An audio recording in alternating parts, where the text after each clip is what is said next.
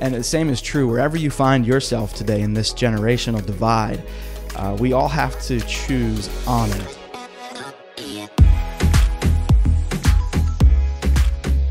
Welcome to another episode of Living Life in Tune. I am your host, Adam Lee. This is the show where we talk about keeping things in tune in our life, things that I believe need fine tuning, such as faith, purpose, leadership, personal growth, and everything else in this world that matters. This is episode 7 of the show, and I don't know if I'm getting that 7-episode itch. If I'm going to keep going, I want to, and this has been fun for me. I enjoy getting on here and communicating.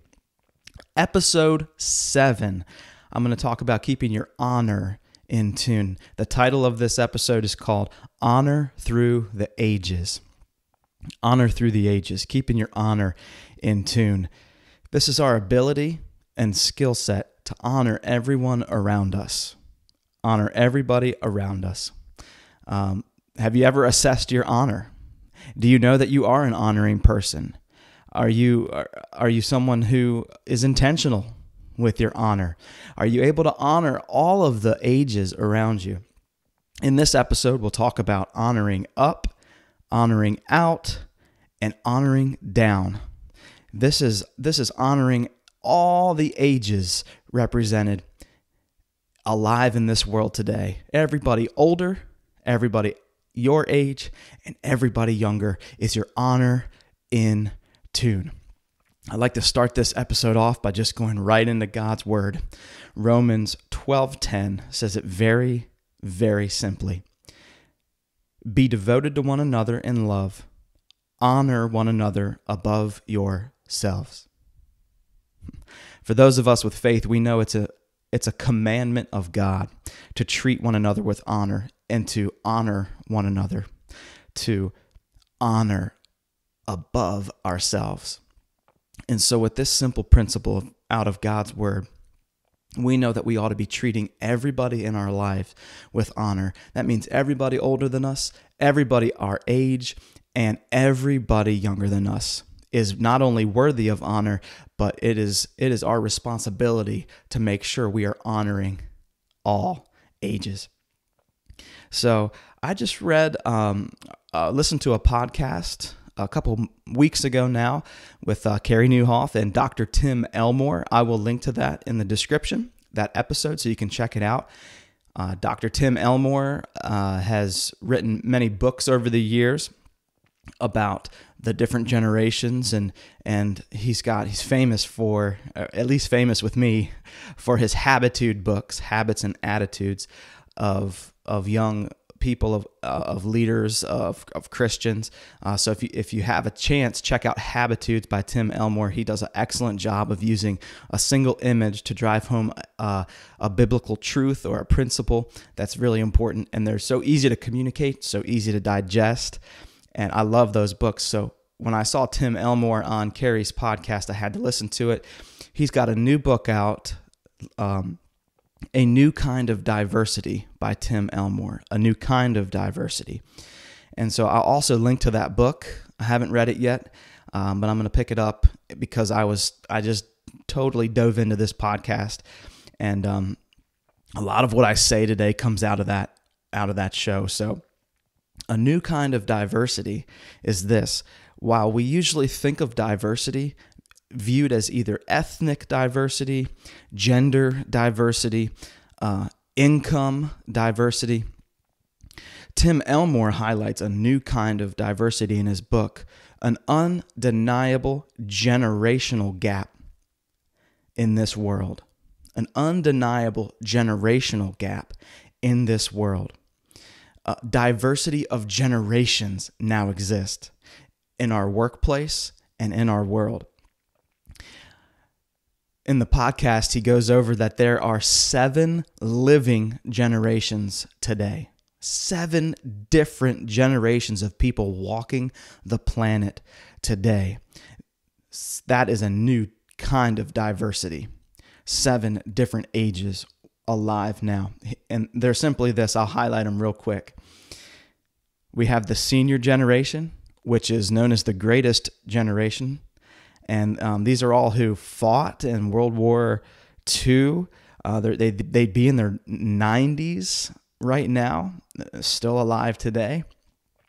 Then after them came the builder generations. They're more late 70s, 80s right now, and they are actually the builder generation. Some of them are actually still in the workforce, have not retired yet. They are working alongside of us, the builder generation. So after them came the boomers, from about the mid 40s to the mid 60s. The boomer generation, so that's 3. Number 4, we have Gen Xers that came after them, and their generation is kind of in the mid 60s to about the mid 80s. After them came the millennials, which I am a proud member of, or Generation Y, also known as. We're kind of 80s and 90s babies, and then after that we have Gen Z. 2001 to 15, and then a new generation, brand newest generation, Generation Alpha. And they're any time after 2016 to 2028 is what that generation has been classified as. 7 living generations. Dr. Tim Elmore pointed out in the podcast that out of those 7 living generations, there's 5 of those generations that are in the workforce together. So we have 5 generations of people trying to learn how to work with one another in the workforce, all the way up to 80-year-olds and down to 16, 17-year-olds in the same workforce. This is the first time in history that has ever been true. Talk about diversity. This is a new kind of diversity, and this episode is about how to show honor in this diversity, that we're all called to show honor. It's our responsibility to show honor. And I'm convinced that we are able to honor all of these generations.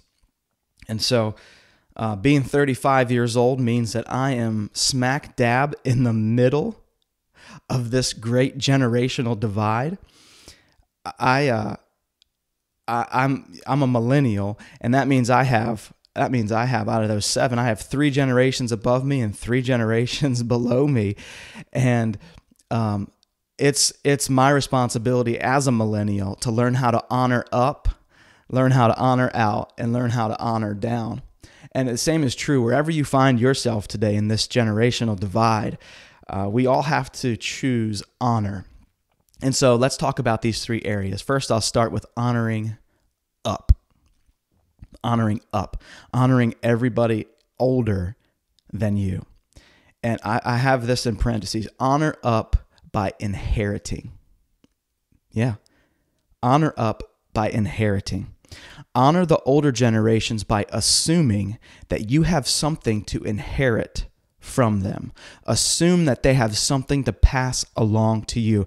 Man, wouldn't that change everything with your relationships above you, your parents, your grandparents, those older than you? Wouldn't it change the game if you went in with the assumption, I have something to inherit here. There's gold nuggets to inherit here somewhere.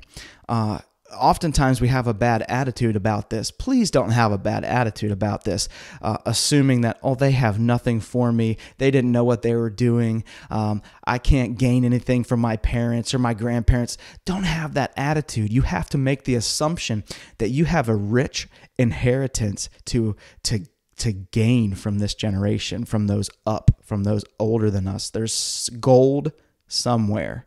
I'll say it again. There is gold somewhere. A couple examples of this is from the older generation. We can inherit perspective that we couldn't get anywhere else in our life, perspective that only comes through age and experience. Another thing we can inherit is mindset. We can gather and inherit a mindset of a generation that came before us, a generation that that endured hardship before we did, who made marriages last before we did, who raised kids successfully before we did, who went through life before we did. We can gain mindsets from them. And some of us do. Some of us hang out and are mentored by older generations, and we are gaining our inheritance from that.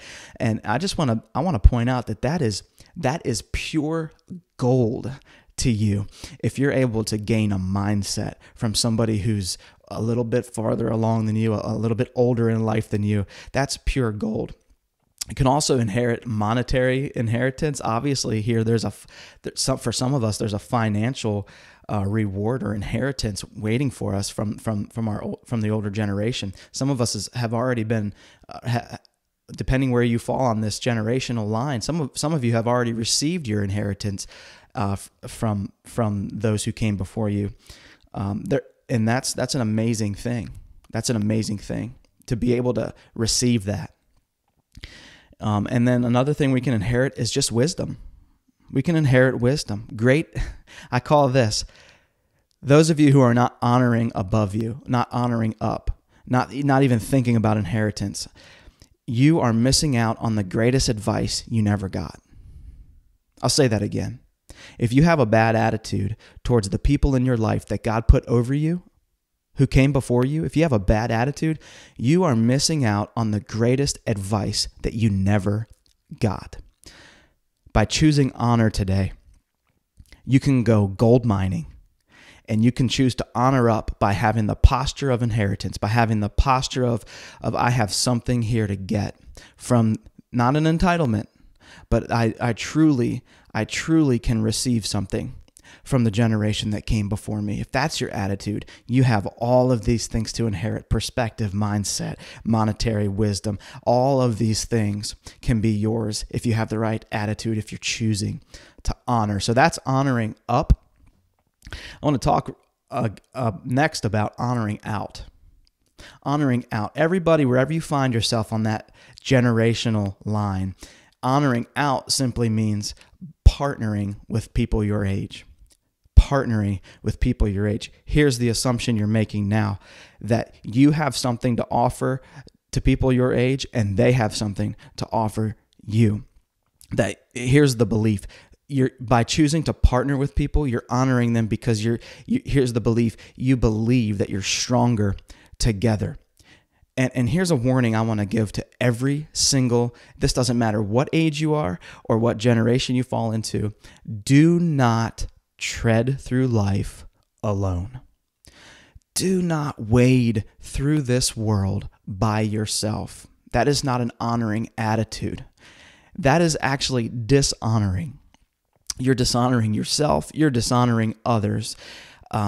You have to have the honoring mindset that we are stronger together, and we need to partner with like-minded people our own age. For me and millennials, come on, millennials unite. we need to gather together. We need to talk through these things. We need to figure out how the people who came before us have something to offer, and how the people that come after us have something to inherit from us. And we need to partner together. We need to be honoring by partnering. Please do not go through this life by yourself. That is not an honoring thing to do. Partner with like-minded people and go forward together, because believe me when I tell you, you have things they need. People your age, you have things they need and they have things you need, and you are stronger together. So honor out by partnering.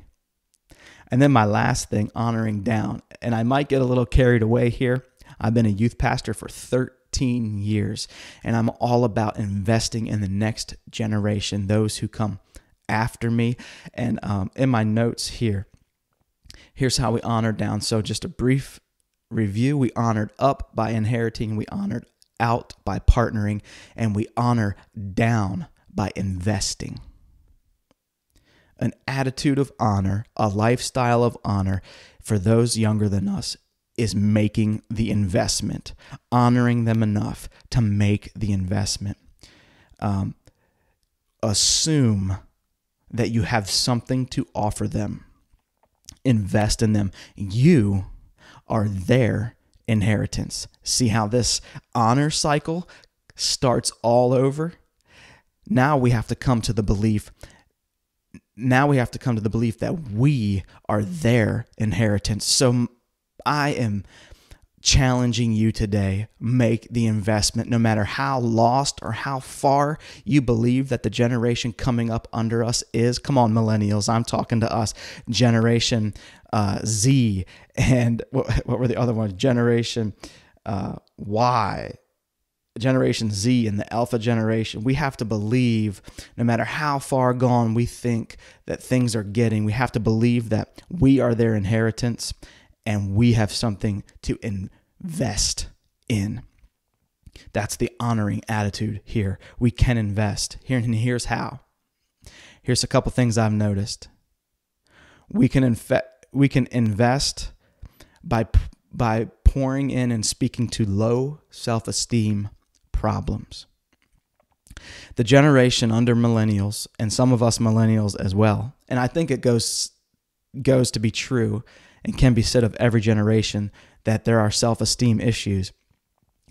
But the two generations under millennials, from the time they were very young, they were told that they were special all the time. They were told that they could have anything they want just because they wanted it. They got that some of them get good grades and honor classes because their parents call in and complain. Not because they earn the grades, but because the parents are fighting so strongly. And oftentimes there's medals given out for last place. And so you do have this, and this is true of all generations, that we're kind of victim to this reality, is that we have record levels of low self-esteem in these generations, in some of these younger generations. Kids today walking around not confident, not believing in themselves, not full of self-esteem. And so we can invest in that. Us millennials and older, and those who are willing, we can invest in that. We can tell them they are created in God's image, that they are a masterpiece. They are craftsmanship of a holy God, and that there is a plan and a purpose for them, and that they can walk in confidence and walk with their heads held high. We can make that investment. That's an honoring investment. Another thing we can invest in is the technology addiction problem.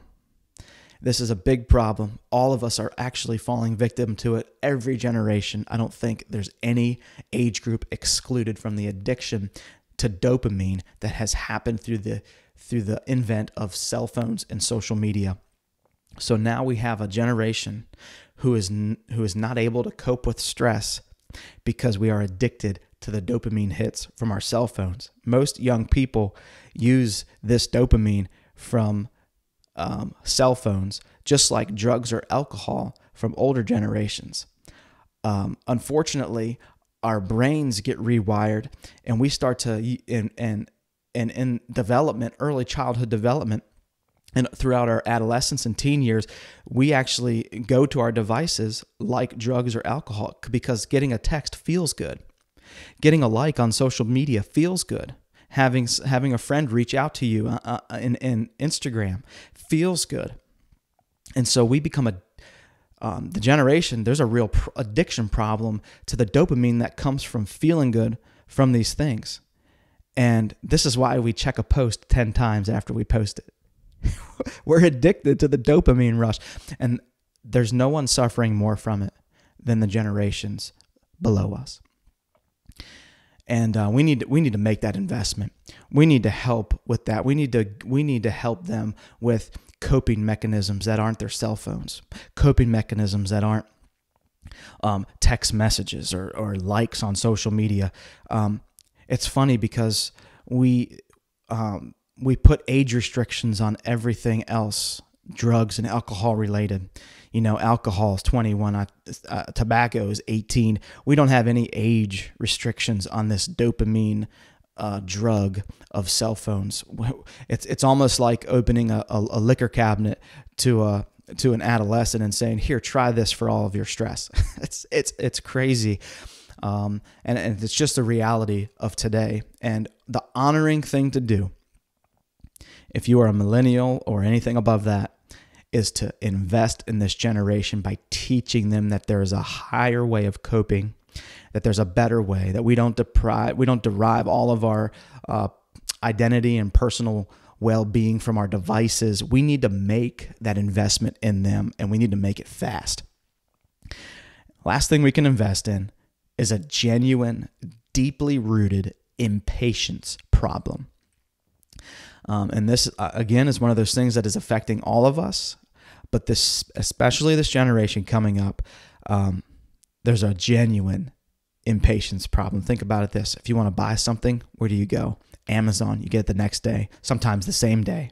You want to watch a movie, where do you go? You just log in and watch it. You want to watch a show? Forget about waiting every week or forget about commercials even. Let's just binge the whole thing. Let's watch it now. You want to go on a date? Just swipe right. If everything we want is instant, and that you want food brought to your house, DoorDash it. Everything is instant. Everything we want is instant these days. And here's the problem with the younger generation, and even us as millennials and older, that everything comes instantly except the most important things in life. For example, job satisfaction. That doesn't come instantly. That comes after labor, hard work, dedication, commitment. These are, that's a summit area. That's a mountain. Job satisfaction is a summit. That's like climbing Everest or Kilimanjaro. And that's something that you go up with difficulty and you climb and you summit. That's how you get the job satisfaction. You can't swipe right for job satisfaction. You can't download job satisfaction. So you see where I'm going. Strong relationships. That's another summit that we have to teach people how to climb. We have to invest in them and show them how to summit mountaintops. Strong relationships, these are summits that we have to teach them. Long-lasting marriages. These take patience and time. They are the exact opposite. It's a long, difficult journey upwards, up a mountain. So the point I'm making is that we have to invest in the younger generation. That's how we honor down, by investing. And it's our job to do that. We are their inheritance. We have to invest in them to show honor. So every generation that's alive today, all 7 of us, we all have our challenges. And here's what I know from God's word. Every generation is worthy of honor. Can I say that again? Every generation is worthy of our honor, and we can honor every generation. We can honor up by inheriting, we can honor out by partnering, and we can honor down by investing. That's what the Bible teaches us to do. So I want to challenge you this week, challenge you this time. Keep your honor in tune. And remember this, your life matters, so keep it in tune.